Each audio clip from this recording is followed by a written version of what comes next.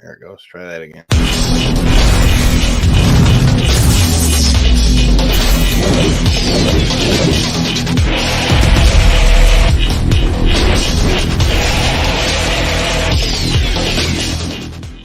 What up, everybody? This is Kyle. You are back here watching, listening, consuming, however you're doing it. We appreciate you being here. This is another episode of Knockouts and Three Counts. And hey, we had a great weekend of fights this weekend. I figured who better to come recap it with us than the man himself, Mr. James Lynch. How you doing, brother man?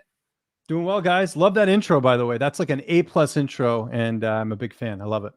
Hey, I appreciate it. See, we're just trying to get like you. See, you got the whole war cave behind you. See, I don't know if you are a big wrestling fan with you being from Canada, but I've got everything from MMA stuff to Ric Flair over there in the corner and Stone Cold in the corner. So all kinds of different stuff. So, yeah, man, we keep it a little different over here at Knockouts and Three Counts.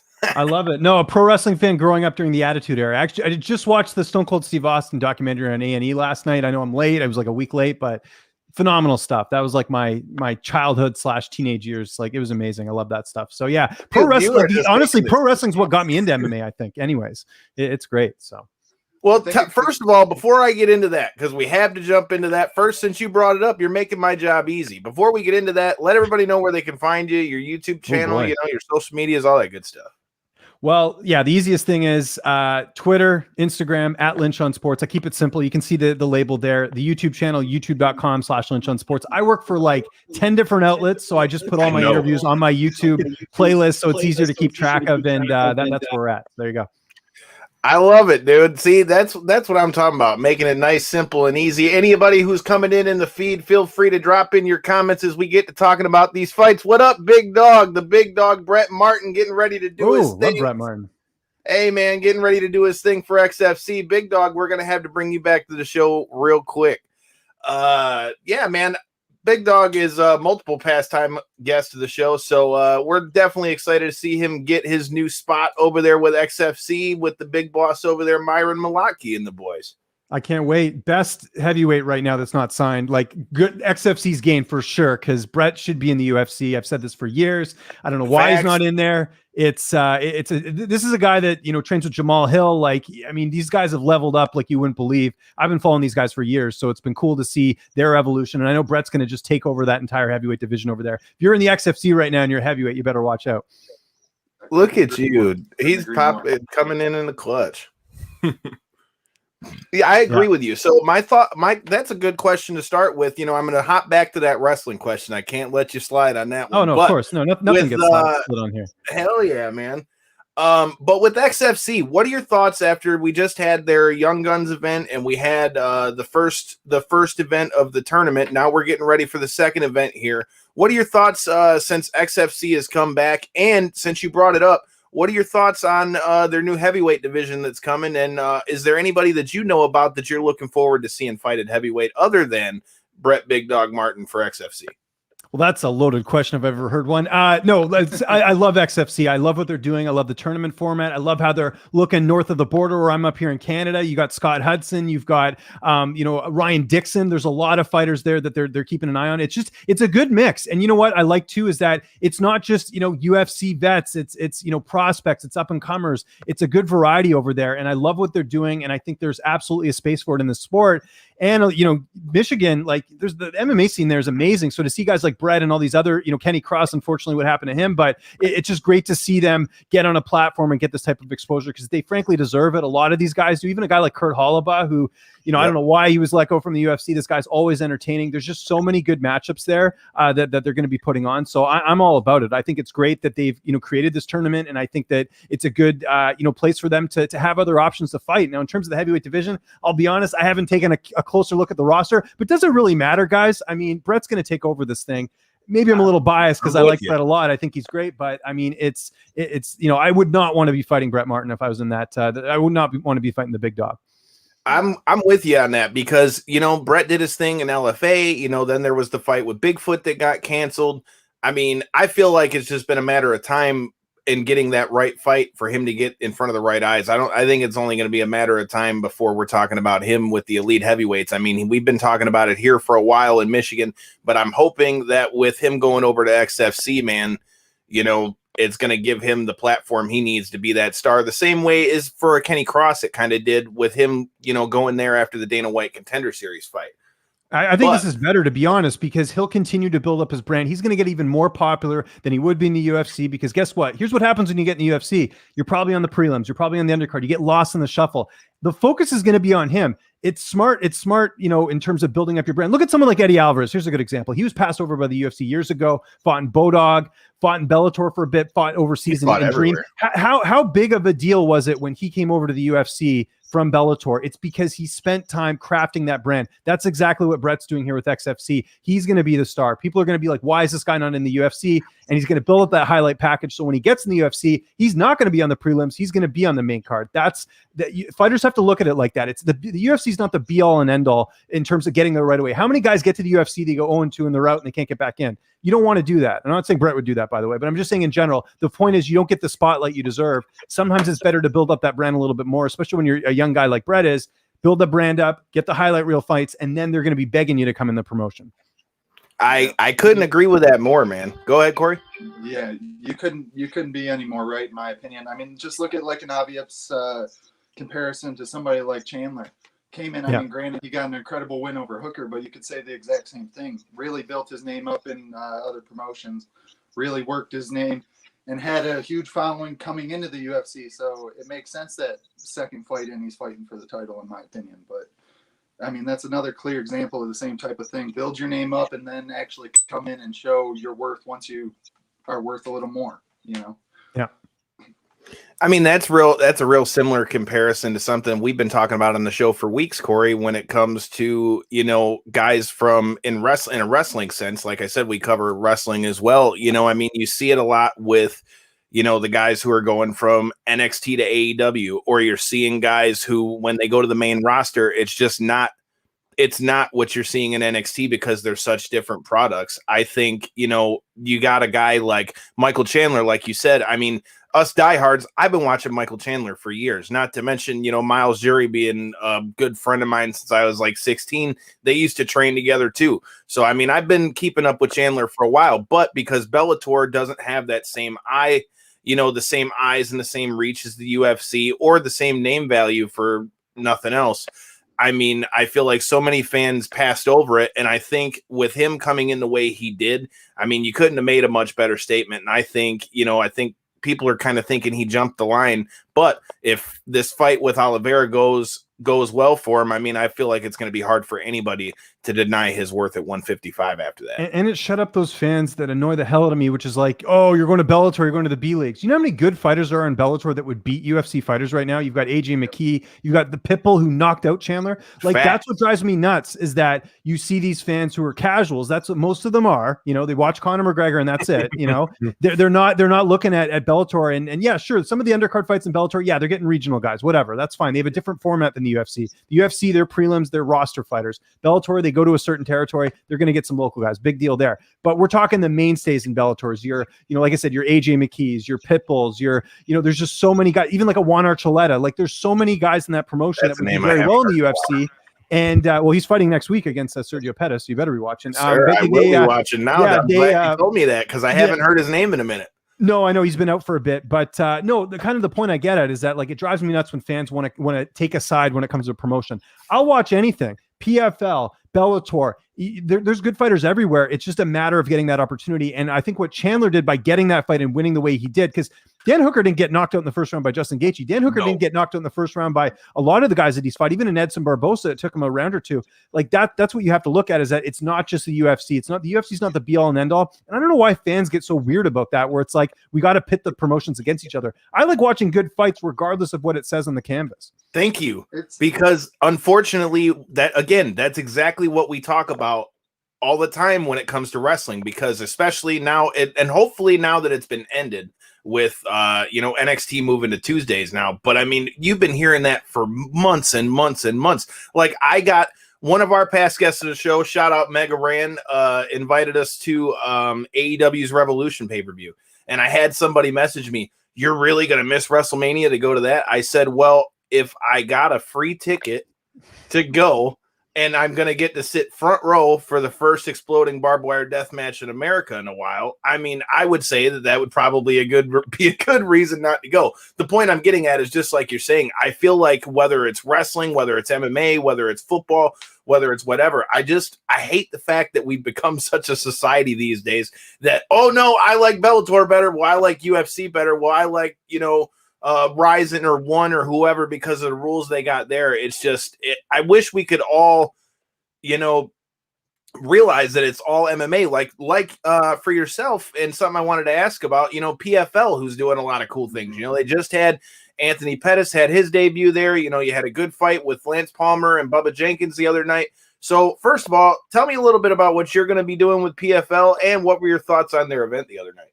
Well, first off, super grateful. That's the word I'm going to use. Very grateful for the opportunity I have with PFL. Not for a second have I thought, hey, I deserve this, deserve that. I work hard, I put my head down, and I hope for the best. That's always been my attitude. I don't get involved in all this politics or I work for this out, whatever. It doesn't matter with that. It's all about the work you put out there at the end of the day. So very grateful to have this. I'm there for 5 more events. I did the first one last week. I'm basically a digital host. So my job is I'm on their main, if you go to their main Twitter account, PFL MMA, I'm interviewing fighters in between the fights. So it's kind of to engage people, because people are online, people are on Twitter. It's to have them something to do in between the fights. So instead of just, tweeting or whatever, or going to grab a cup of coffee or whatever, you can watch me talk to Wiz Khalifa or talk to Curtis Millender last week like I did. And so it's great. And I love it. I can do it from home. It doesn't matter.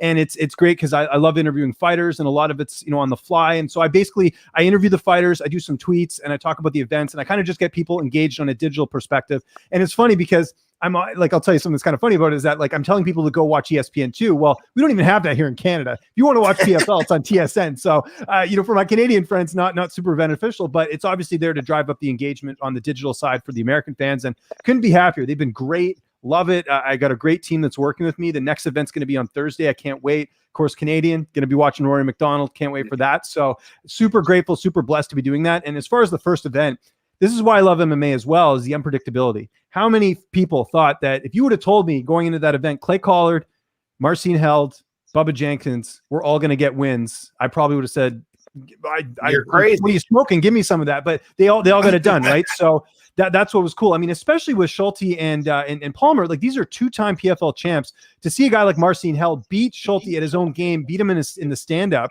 was incredible. Bubba Jenkins looked, he basically just took out Lance Palmer, who hasn't lost, I think, I forget how many years it's been. I think the Andre Harrison fight was the last time he lost in 2017. So the fact that it took that long for someone to beat Lance Palmer, it's a huge win for Bubba Jenkins in his debut. And for Pettis, you know what? Clay Collard, this is a guy that I think people forgot fought Max Holloway in the UFC, to see the improvements he's made from leaving the UFC, going to boxing, coming over to PFL now. It's just incredible. So I thought the whole event was a slam dunk. I'm a little biased, obviously, because I work for them, but I like the fact that we saw some upsets. We saw, a showcase of guys that were sort of counted out and in some ways kind of cast aside by other promotions to go out there and shine. And I think we're going to see more of that coming up here on Thursday. Well, like in the Clay Collard example in particular, I think a lot of people slept on him just for the fact that they did get familiar with him in the last year, just over the boxing aspect, essentially. But they forgot to mention the fact that he was a former UFC fighter, and he obviously made it to that level because of his skill in MMA. So if you're telling me this man has now spent well over a year basically focusing on boxing, improving his hands, and then went up in a fight with somebody who was predominantly a stand-up fighter, I felt like that was an even matchup to begin with. I felt like that a lot of people were sleeping on Cassius Clay Collard in that one. Yeah, the odds were off for sure on that one. Even when I saw that going in, I think Pettis was minus 400. Look, Pettis is great. I'm not going to sit here and be part of the anti-Anthony Pettis club here, but Clay Collard, has great stand-up. And Pettis, what's one thing we've seen in a lot of his fights? Look at the Nate Diaz fight. When he gets pressured, he tends to lose, and that's what Clay Collard did. He came out like a bull in a china shop, got in Pettis' face, took him out of his element, and it wasn't until that very end. Pettis almost had it at the end. Let's be honest here. He did rock Clay Collard, and I thought this was going to be one of the best comebacks in MMA history, but it wasn't meant to be. But I think this was more about showing a guy like Clay Collard, and to a lot of fighters out there, that just because you lose a couple fights doesn't mean it's the end of the road. You have that opportunity to turn things around, and Clay Collard did it in a very big way on last Friday. I couldn't agree more. What do you so for somebody like him and even somebody like Bubba Jenkins, what do you think that this does for them going forward? Because obviously they're big name wins, but with that, not only that, for a Clay Collard case where it's Anthony Pettis' debut, I mean, what do you think that this does for their stock, going out of this fight? Well, it puts a target on their back, right? They just got big wins. I know it's a season format. It's based off merit. So and I like that too, because there's no politics. Yes. So I think a lot of these guys are, they've kind of woken up that like, oh, look, like, it's not just Pettis, gonna win, this thing. It's not a slam dunk, right? So again, Pettis can still come back in this thing. That's the beauty of this tournament. Like, believe it or not, the guy who actually had the biggest win or got the most out of the last card was Brendan Loughnane, because he got a first round finish. That's 6 points. So that means he's in the lead right now in that weight class, as opposed to a guy like Bubba Jenkins. Even though Bubba got the bigger win, it doesn't matter. It's all about the points. So I think the beauty of this is it definitely raises their profile, but I think it also was a reminder to everyone in those weight classes that, look, nothing is guaranteed. Just because you look at someone's resume and what they've done in the past, that means nothing here. This is all merit based. So you better show up, because if you don't, you're going to lose, and you're going to see a plus 300 underdog get the win. I like it. Corey, what'd you think of PFL, man? Well, I watched their initial ESPN run that they did, not last year, of course, because of COVID, but the year before. And I was a big fan of that. I'm absolutely terrible with names, so I'm not even going to try to repeat who was winning and who wasn't. But there was a lot of interesting matchups all the way throughout. There really was, especially once you made it into the actual playoff format of it all, and you got some of the higher end fighters, I guess you could say, of the PFL in that season matching up against each other. It was really incredible, man. It really was. And like you said, the way that the actual point system played out, my only concern is, and I guess it shouldn't be a concern, because if you sign on to a weight class, that's the weight you should make. But that weight class rule that they implemented this year, with it being -3 points and or -1 point, I believe, and then the opponent automatically getting 3, I think that's going to make things a little bit weird, seeing how the season plays out, honestly. But even with that, I was very excited to see how the first year on ESPN played out. You can tell that they're getting a little more push from the ESPN side this year, it seems like. And I'm excited to see how the season plays out. And I feel like that night one was just a perfect way to get it started, to let them know that a lot of these guys, even if you don't necessarily know their names, are absolutely able to beat the guys that you do know their names. So it was a perfect night to start it, even if it may not have been the way that PFL might have wanted it to play out. I'm not sure if that's the case or not, but it was still very interesting night one. I'm excited for Rory Mcdonald here come. That's Wednesday or Thursday? That's on Thursday. Thursday. What up, Liam? Well, let's talk about that. So as we get into Thursday, what do you think we're going to see from Rory Mcdonald, man? I was listening to him earlier today on Unlocking the Cage with Jimmy Smith, and they were talking about, and he was saying how he feels like him having to change his camp due to the situations because of Canada and the COVID and stuff. He said he thinks that it actually benefited him a lot, and he feels like he's had the time to mature, as this is basically the third big promotion he's been in, whether UFC, Bellator, and then PFL. So what do you think we're going to see from Rory Mcdonald on Thursday, and do you expect him to come out and try to get a win in spectacular fashion? Well, first off, how crazy is it that Rory Mcdonald's training with Robbie Lawler now? Can we just talk about that? I mean, one of the best fights of all time, and now they're training partners, which is awesome. He's down at Sanford. I love the move for Rory. I think it's needed. Everyone I've talked to in Montreal, because I live here in Vancouver, the COVID laws are a little bit different, but in Montreal, a lot of stuff's locked down, a lot of the gyms. So it's great to see him make that change. A lot of fighters from there. Marc-Andre Barrios is another Canadian who's gone down to train there. So it's definitely helping out. So I think Rory will be better. I do wonder where his mental state is at this point. I interviewed him a year ago, and not to get too much into this, but he's become very religious. And I'll never forget that quote he had when he fought, I think it was John Fitch, when he said, I didn't really like hurting him. And that kind of took me back a little bit, saying, well, where's the mentality right now? Is his mind completely on fighting? Yep. And I'm sure it is. He's made these fixes and stuff, but I do think that Robbie Lawler did take something out of him. And I don't know if that changed the mentality or whatever. So I'm a little bit reserved to say that Rory's going to go out there and make a statement. Now, look, he's fighting Curtis Millender, who, has had a weird career, right? He came into the UFC. Yeah. He had that spectacular knockout over Thiago Alves, had a nice win over Max Griffin. And then people figured out that you could just take him down and control him there. And then that's been his kryptonite the last couple fights, most recently in Bellator when he fought Sabah Hamasi in a fight that I thought he was going to win. He was taken down. He was totally outmatched in that one. So there is a path to victory here for Rory if he wants to use it. And he did it against Douglas Lima, is just take the fight to the ground and win out that way. So I tend to think that's what's going to happen. I think Rory is going to win the fight.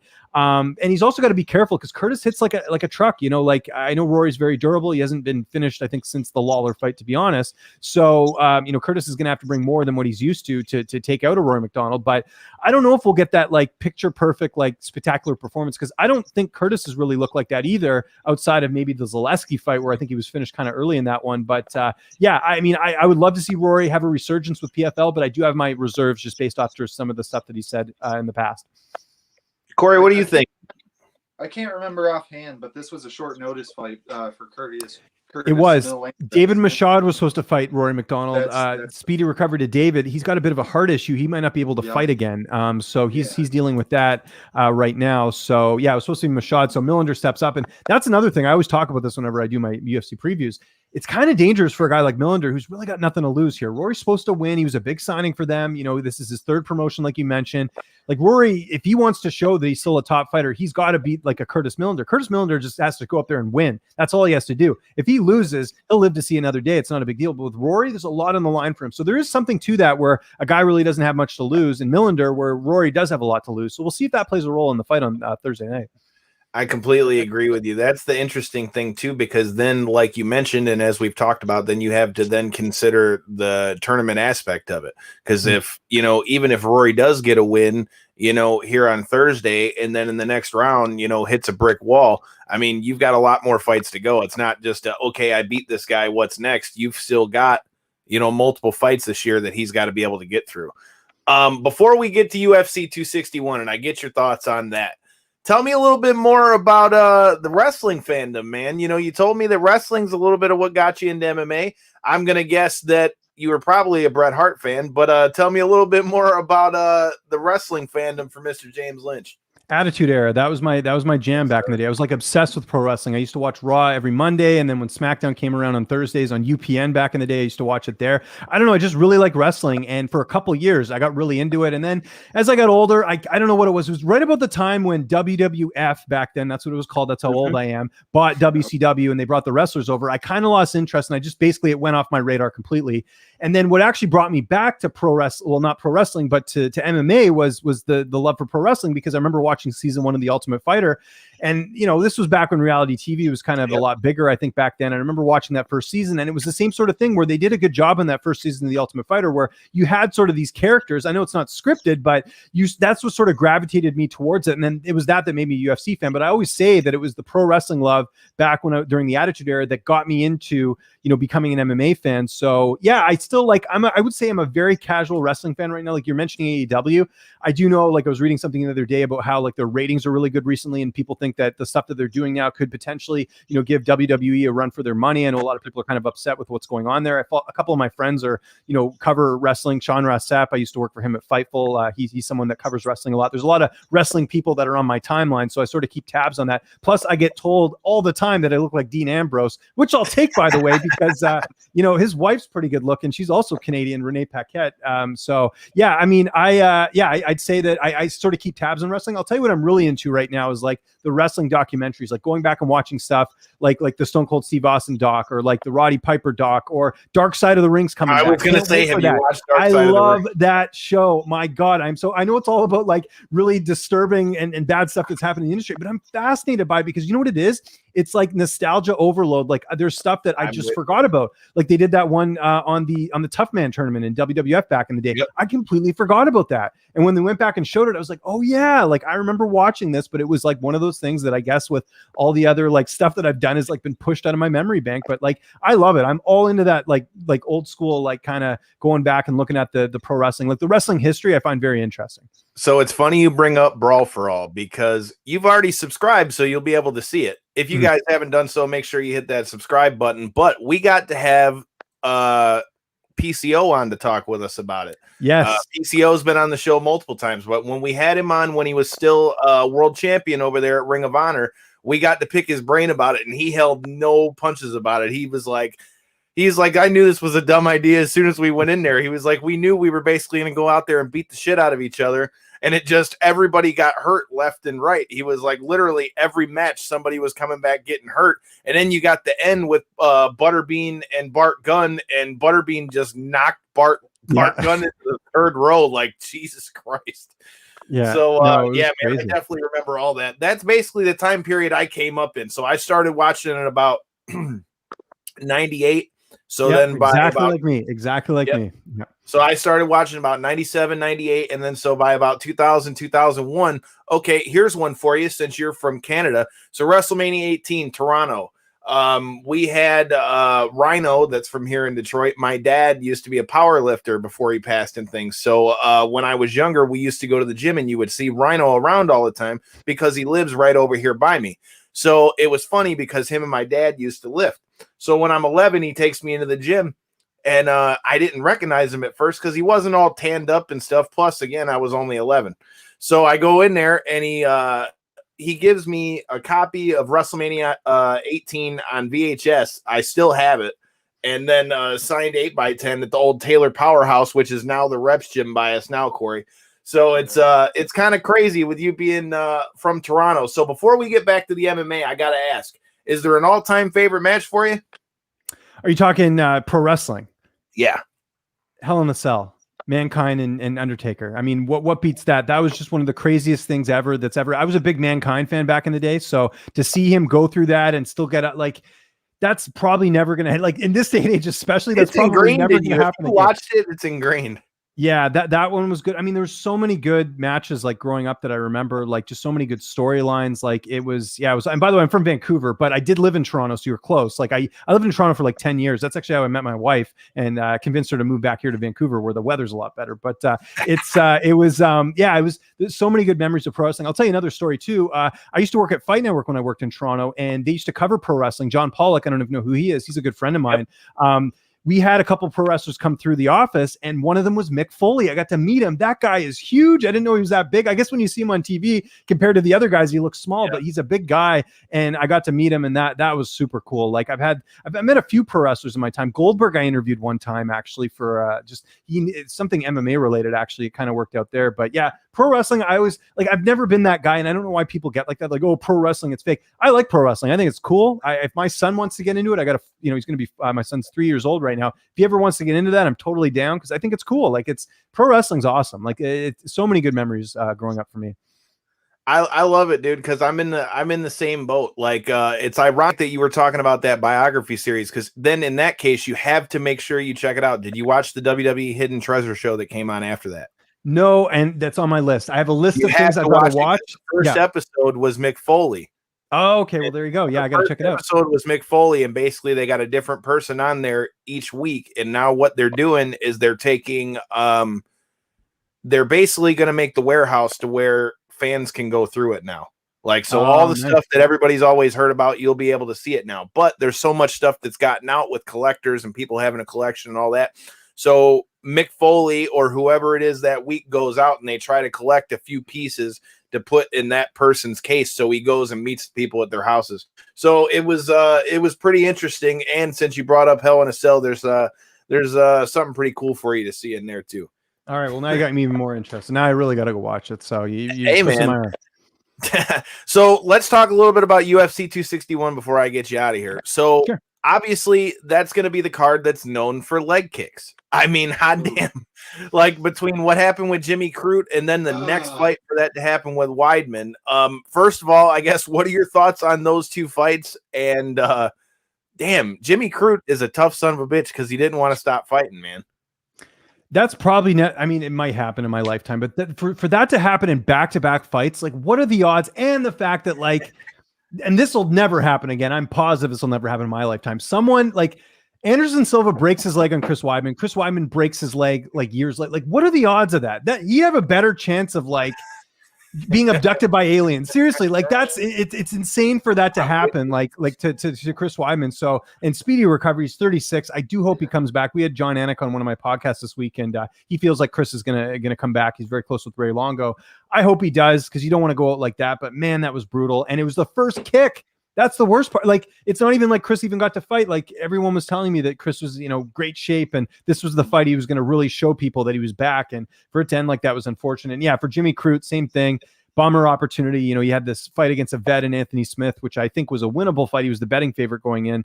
Really unfortunate what happened there. But yeah, just That was nuts. And I don't know, like I can watch blood, no problem. Like I can watch like a Joe Stevens and BJ Penn type situation. But when you break any limbs, that's when I turn away and I turn into a little baby. So there you go.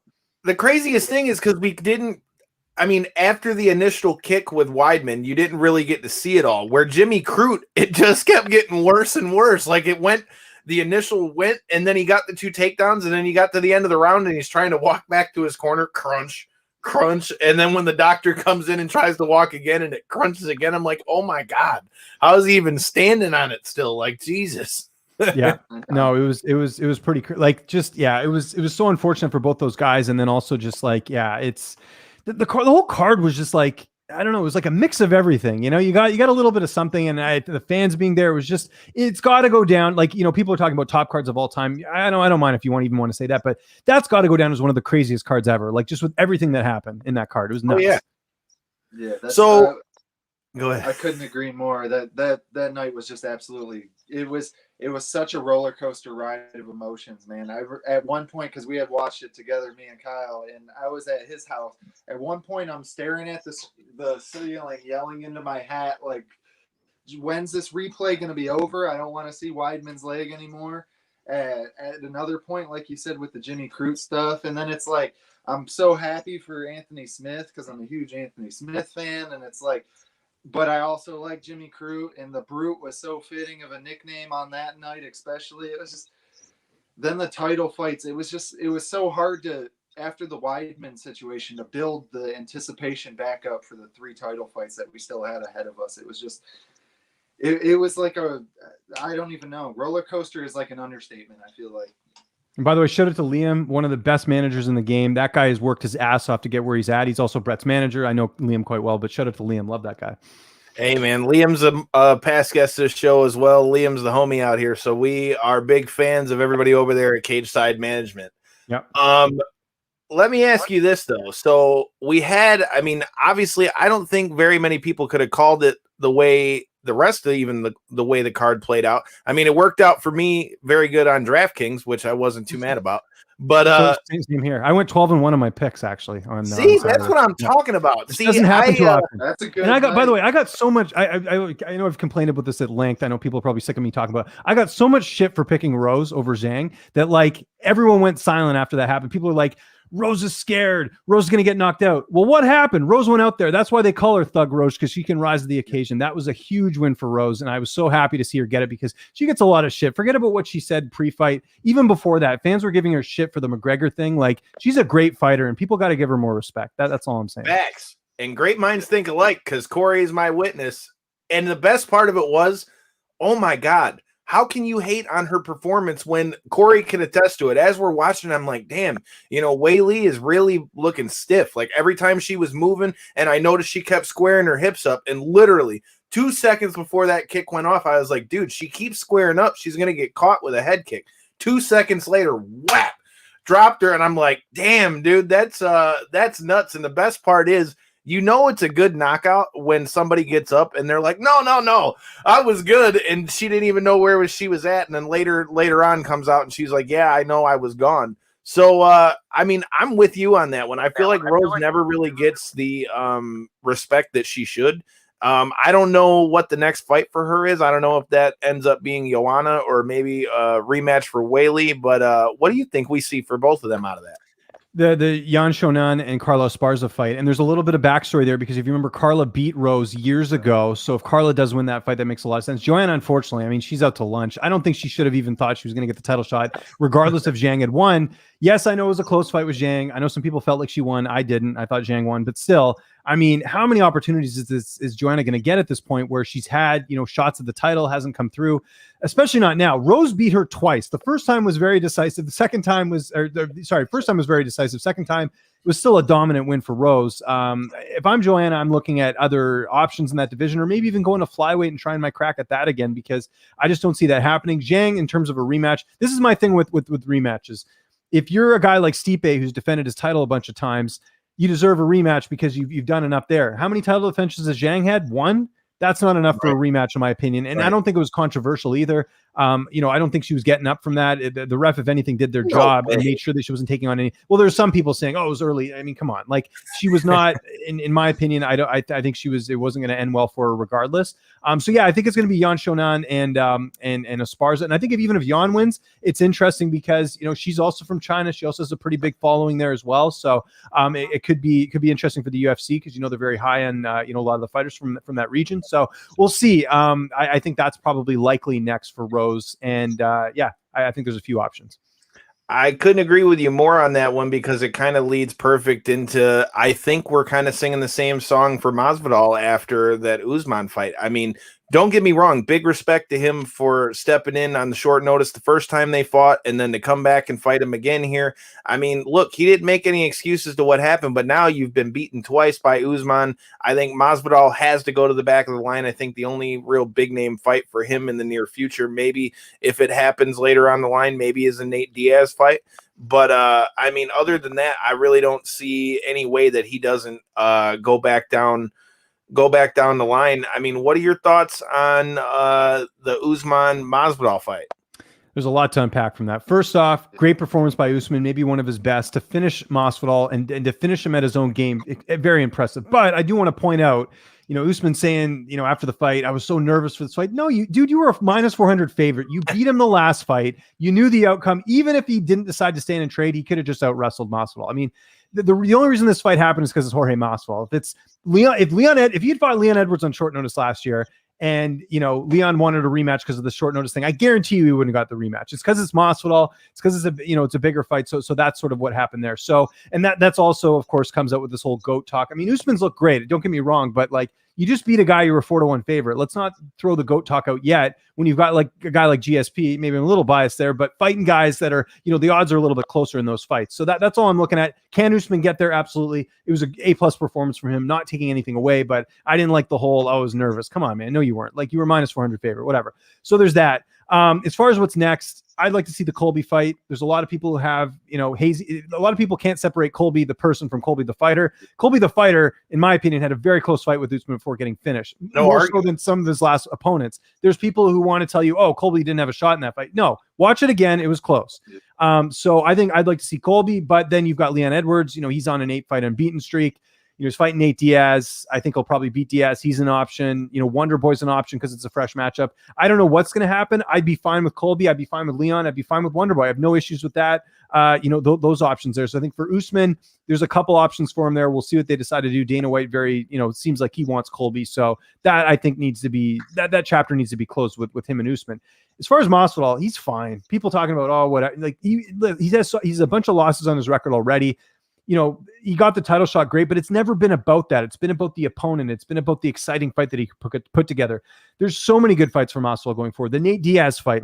I think most likely Leon's going to beat Nate Diaz. You can do the Nate Diaz rematch. Do I think it'll go any differently? No, but it doesn't matter. It's still two big fan bases going toe to toe.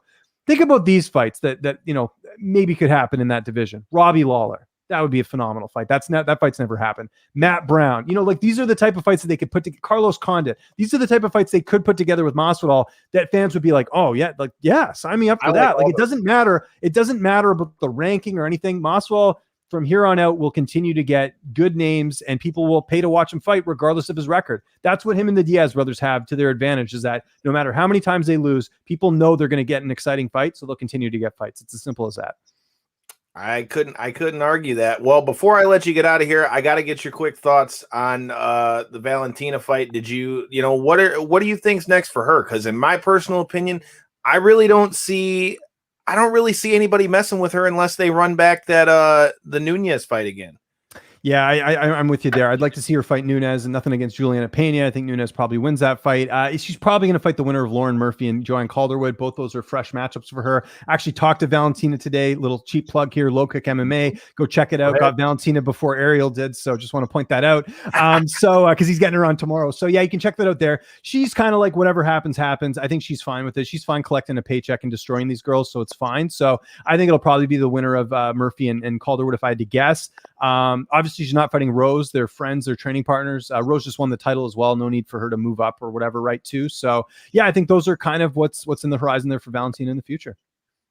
I mean, that pretty much sums it up, man. Well, if you've got anything else that you want to plug, like I said, I was going to bring up the Valentina interview, but hey, man, you already are making my job so easy. It's such a refreshing thing when you get guests that are just make your life easy. So before we get out of here, go ahead and throw out your anything you want to plug or anywhere anybody can catch you coming up. Before I do that, guys, let me thank you for thank you guys for having me on here. This is a lot of fun. I never get to talk pro wrestling, so that was a bonus. Plus, you guys are Michigan guys. I'll tell you, one of the best events I ever covered. I've covered a bunch of UFC events. Was that Detroit card with Gaethje, and who else was on there? You had Ngannou knocking out Overeem. Yeah. There's so many good fights on that card, Overeem got destroyed. You know what? Detroit's a cool city, man. Like I actually went to Little Caesars Arena for a Red Wings game. They were playing the Montreal Canadiens. I'm a big hockey fan, so that was cool. Love covering it there. So got a lot of love for Michigan. I feel like it's like an honorary Canadian city as far as I'm concerned. So really love it out there. State, I should say, not city. You get where I'm going with though. I get you. Yeah. So just want to thank you guys for having me on. Yeah, you guys can, the easiest way to get a hold of me, Twitter, Instagram, YouTube, all at Lynch on Sports. I keep it very simple.